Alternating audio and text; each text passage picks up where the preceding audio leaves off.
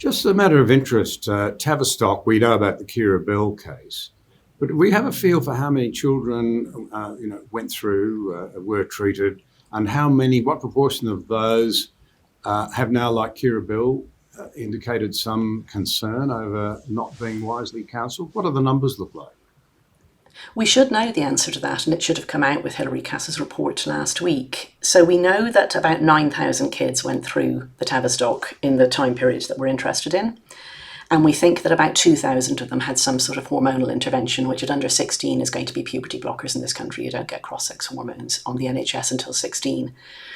And when the Cass interim review reported 2 years ago, Sajid Javid, who was the health secretary at the time, passed a little law, statutory instrument, giving permission to the researchers working with Cass to access the healthcare records of those people, because this stupid thing happens.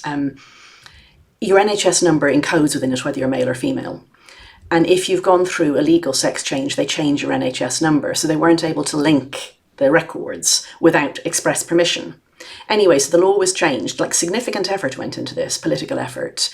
And then Cass contacted all 7 adult gender identity clinics because a lot of the kids get passed on to them. They age out of the Tavistock and get passed on. And she said, will you work with me?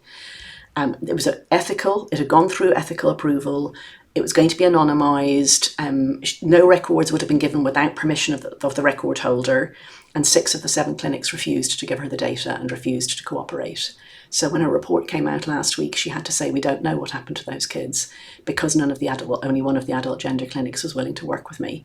And this has been a big political scandal here in the past week. And that the current Health Secretary, Victoria Atkins, gave a speech a few days ago in Westminster in the House of Commons, saying that they will be told to, and she'll be dragging them in to ask them why, and they've all agreed that they will now. But you just have to ask yourself, what is it that they're trying to hide? I mean, I think they're trying to hide even the possibility that they might have done something wrong from themselves. And I also suspect that their practice and their record keeping has been so catastrophically fallen short of what people really have the right to expect from medics that they're actually ashamed of it and they don't want it to come out. I mean, if you knew that what you were doing was good, to high standards and really helped people, you would be looking to do this research yourself. You wouldn't have waited for Dr. Cass to do it. So it's going to be another couple of years before we get those figures. And in the meantime, puberty blocker prescriptions have basically been entirely halted here, certainly in the NHS, and they're trying to stop the private prescriptions as well. And cross-sex hormones for under 18s, because I think they were giving some at 16, if I remember correctly, that's right, yes. And they're even trying to be careful with 18 to 25-year-olds too, but private clinics will step in if they don't try to squash that too. So a lot of things have been very abruptly they've put the brake on it. But of course, kids have been told for the past decade that this is the solution to their distress. I really feel for these kids. Imagine you've been sold snake oil and you've been on a waiting list for years. And you think that, when you get that snake oil, all your distress is going to magically vanish and you're going to come out of the ashes like the phoenix rising.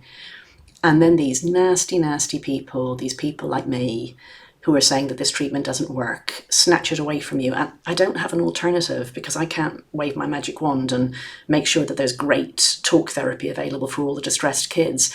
So these kids are really very distressed now. They think that, they've no alternative. It's very, very upsetting to see a medical scandal in detail play out in real time. I've read about medical scandals before, but I never thought to myself, what was it like for the families who sent their daughter for a lobotomy thinking that it was a good treatment, when actually they worked out that lobotomies were a human rights abuse and it destroyed people's minds? How must they have felt for the rest of their lives? But those are the questions that we now need to ask about the people who've been mistreated in the Tavistock and elsewhere, because the Tavistock is not unusual. The only thing that's unusual here is the scrutiny, I have to tell you. I'm sure your clinics are no better.